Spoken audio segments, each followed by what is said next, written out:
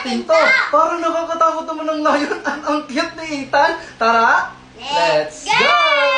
Parang kakaiba naman yung kakainin namin. Ibang kulay ng lion. First, yung red na lion. Pero syempre guys, bago namin kainin yan, don't forget to follow me and comment sa comment section. Next kakainin natin ha. Simulan na natin yung pulang lion. Tikman na natin at naghanap kami guys. Red lion siya, pero ito lang yung nakita namin. Ay, ang cute ni Ethan talaga. Tikman na natin. At ayun na guys. Ah, cheese pala siya. Tikin. Get man. Sige. Kain. Magmumukbang kami.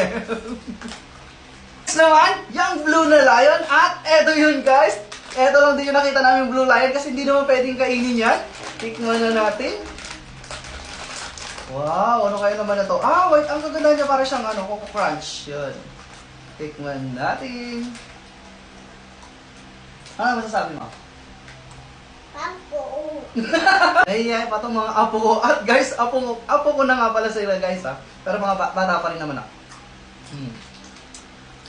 Next, yung Black lion! At eto yun guys, black na lion. Ito-try natin to kung ano yung lasa niya. Kasi yung first at second is napakasarap talaga niya. And comment din kayo sa comment section kung nakakain na rin kayo or favorite nyo rin yung pagkain na yan ha.